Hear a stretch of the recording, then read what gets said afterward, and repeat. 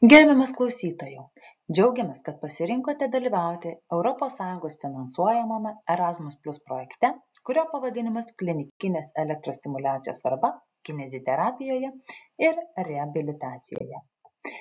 Šioje skaidrėje jūs matote visus projekto partnerius. Pagrindinis projekto koordinatorius yra Pamukkale's universitetas.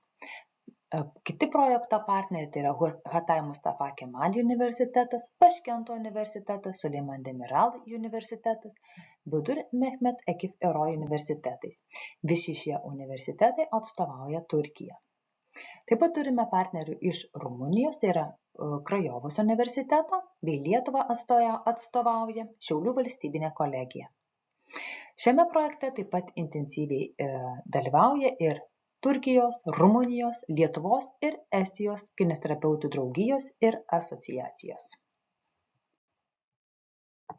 Norim pristatyti antrąjį modulį elektrostimuliacijos srovės ir 2.8 submodulį funkcinė elektrostimuliacija.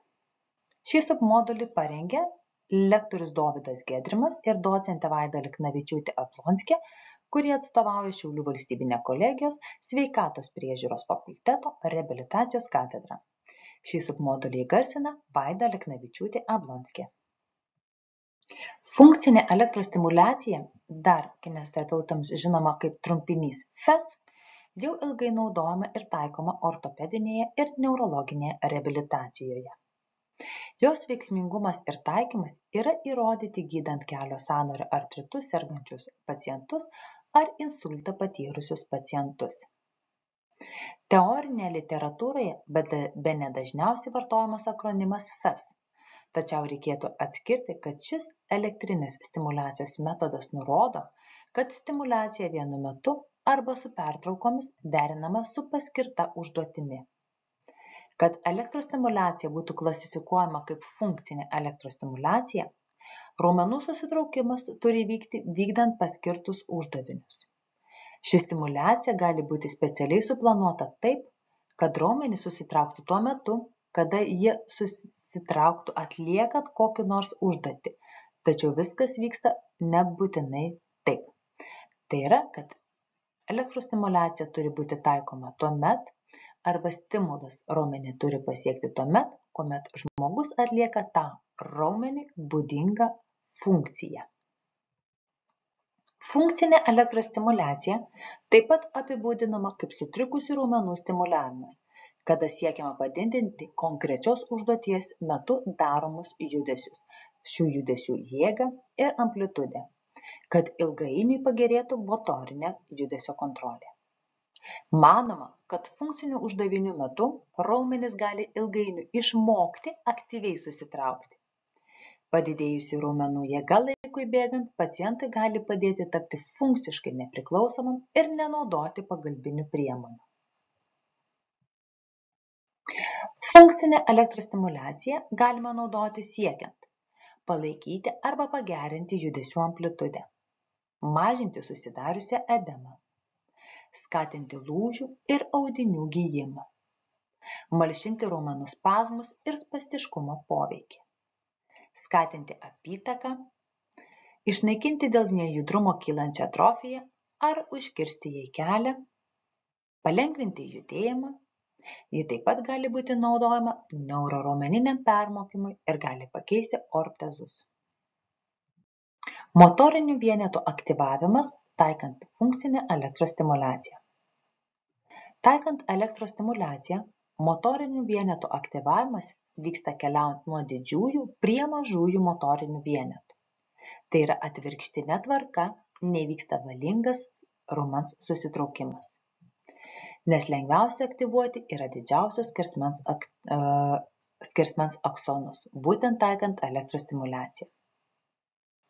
Valingi raumenų susitraukimai pirmiau įdarbina jėgą išvystančias, lėtai susitraukiančių, nuovargiui atsparias pirmo tipo raumeninės skaidulas, o stipresnės, greitesnės, nuovargiui neatsparios skaidulos antro tipo yra įdarbinamos vėliau. Todėl įmanoma skirtingų metų aktyvuoti įvairius motorinius vienetus, ko pasekoje galima sklandžiai pereiti nuo aktyvių prie neaktyvių motorinių vienetų, kad būtų palaikomas raumens aktyvumas.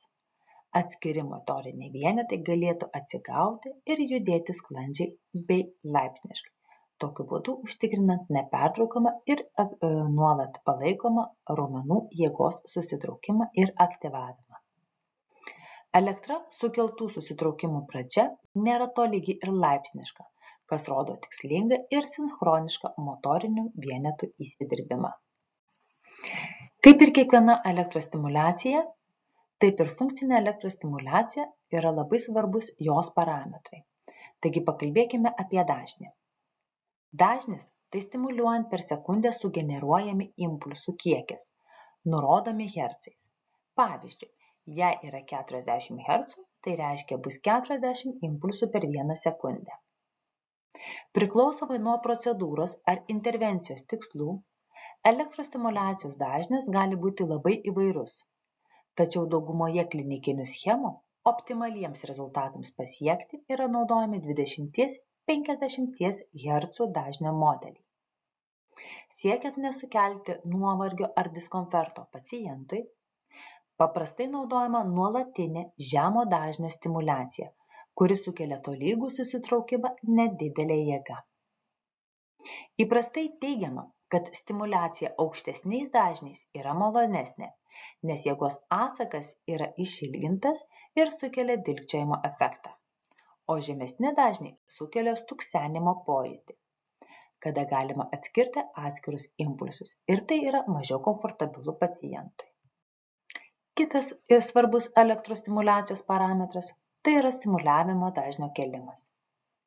Įprastai siekiant užtikrinti paciento komfortą, stimuliacija laipsniškai didinama iki norimo dydžio ir intensyvumo bei pakantumo atsižvelgiant pacientą. Kėlimo trukmė – tai laiko tarpas nuo stimuliacijos srovės įjungimo iki momento, kai faktiškai pasiekiamas pageidaujamas dažnis. Srovė keliama tokiais klinikiniais atvejais, kai pacientas turi padidėjusį raumenų tonusą, dėl kurio susidaro didesnė varža. Pavyzdžiui, pacientui su alkūnės lenkiamųjų raumenų hipertrofija būtų naudinga palaipsniui didinti stimuliavimo dažnį, kad būtų kuo daugiau laiko aktyvuoti alkūnės tiesiamuosius raumenis, judinančius priešingai įtemptiems lenkiamiesiems raumenims ir sėkmingai užbaigti judesį. Kitas elektros stimuliacijos parametras yra impulso plotis ir trukmė. Elektros stimuliacijos prietaisai įveda bangos tipo impulsus, kuriuos įprasta atvaizduoti geometrinėmis figūromis. Jos gali būti stačiakampios, smailės arba sinusinės bangos. Vieno impulso trukmė vadinama impulso pločiu arba tiesiog jo trukme. Tyrimo metu, kuriame buvo lyginami 50, 200, 500 ir 1000 mikrosekundžių impulsų pločiai, kai 20 Hz dažnio stimuliacija buvo taikoma plekšniniam raumeniui, buvo nustatyta, kad platesnis impulsas sukėlė stipresnius pėdos lenkimo susitraukimus ir papildomai pagerino bendrasis raumens susitraukimo savybes. Be to, ilgesnės trukmės impulsai įprastai giliau įsiskverbia į poodinius audinius, todėl bandant paveikti antrinius audinių sluoksnius, reikėtų naudoti būtent tokio pločio impulsus. Šis pavyzdys iliustruoja ir situaciją su kitais raumenimis. Taigi noriu pabrėžti, jei turime 20 Hz stimuliaciją, tai reiškia, kad per sekundę yra 20 impulsų ir mes galime pakeisti kiekvieno iš šitų impulsų trukmę arba ilgį. Taigi tai ir vadinama impulso trukme arba pločiu. Dar vienas svarbus elektrostimuliacijos parametras yra darbo ciklas. Darbo ciklo sąvoka apibūdina faktinį neuroraumeninės elektrostimuliacijos programos įjungimo ir išjungimo laiką. Ir paprastai nurodoma santykių pavyzdžiui 1:2. Tai reiškia 10 sekundžių įjungta, 20 sekundžių išjungta. Arba procentais, pavyzdžiui 70%, nurodant, kiek laiko procentų būna įjungimo ir kiek laiko išjungimo būsena. Įprastose klinikinėse procedūrose standartiškai naudojamas 1:3 darbo santykio ciklas. tačiau šį santykį galima keisti atsižvelgiant į paciento poreikius ir gydymo tikslus. Noriu akcentuoti, kad darbo cikle pirmasis skaičius rodo įjungimo laiką, antrasis skaičius rodo išsijungimo laiką. Dar vienas elektrostimuliacijos parametras tai yra amplitudė arba intensyvumas. Tai yra dar vienas raumens nuovargį remiantis parametras ir kuris yra apibūdinamas kaip srovės stiprumas arba srovės intensyvumas arba amplitudė. Šis elektrostimuliacijos parametras paprastai yra nurodomas miliamperais, kuria daroma stimulacija. Kuo intensyvesnė srovė, tuo stipresnis depolarizuojantis poveikis po elektrodais esančiams struktūroms. Didesnis intensyvumas gali paskatinti didesnę jėgą. Pagal elektrostimuliacijos programas daromų treniruočių pabaigoje nuolat nustatomas jėgos prieaugis. Mažesniu intensyvumu galima sukelti didesnį centrinės nervų sistemos nuovargį negu didesniu. Intensyvumas taip pat lemia ir paciento komfortą, nes įprastai didesnis intensyvumas yra sunkiau pakenčiamas. Tačiau pasirinktas dažnis ir intensyvumas neišvengiamai lemia pasiekiamą raumenų susitraukimo kokybę. Elektrodų dydis bei išdėstymas. Tai, ar funkcinė elektrostimuliacijos srovė įsiskverbs iki gilesnių audinių, didžiąja dalimi lemia elektrodų dydis, jų išdėstymas bei elektrodo ir odos sąlyčio laidas. Didesnio paviršiaus ploto elektrodai suaktyvina daugiau raumeninio audinio, tačiau srovė išsisklaido didesnėme paviršiaus plote, todėl sumažėja srovės tankis. Mažesni elektrodai sutelkia srovės tankį, todėl srovė koncentruojama į židinį ir yra mažesnė tikimybė, kad stimuliacija persiduos į gretimus raumenis. Tačiau tankesnė srovė padidina tikimybę patirti diskomfortą ar skausmą pacientui. Įprastai teigiamas raudonas elektrodas vadinamas anodu, dedamas netoli raumens viršūnės. Tai yra vieta, kur raumuo susijungia su sausgysle. Ir tai bus iliustruota pirmame ir antrame paveikslėliuose, vėliau sekančiuose skaidrėse. Neigiamas juodasis elektrodas, dar vadinamas katodu, dedamas ties raumens motoriniu tašku, nes jis sukelia stipresnį ir didesnį raumens susitraukimą. Motorinis taškas įprastai yra raumenų masės centre, kur motorinis nervas pasiekia raumenis. Norėdamas rasti geriausią padėtį, kineziterapeutas gali šiek tiek paslankioti neigiamą elektrodą. Svarbiausia surasti vietą, kurioje minimalus elektrostimuliacijos kiekis lengvai sužadintų didžiausią raumenų susitraukimą ir nesukeltų skausmo ar diskomforto pojūtį pacientams. Taikomos funkcinės elektrostimuliacijos efektyvumą taip pat nulemia elektrodo dydis. Optimaliausias elektrodo dydis priklausoma nuo gydomo raumens dydžio. Pavyzdžiui, mažesnius elektrodus yra tikslingiau taikyti mažesnės apimties raumenims. Pavyzdžiui, dilbio raumenims. Didesnio dydžio elektrodus yra tikslingiau taikyti didesnės apimties ir pločio raumenims, pavyzdžiui, keturgalvis šlaunies raumuo. Tačiau tikslios odos paviršiaus raumens vietos paieškos su mažiu elektrodu gali užtrukti ilgiau.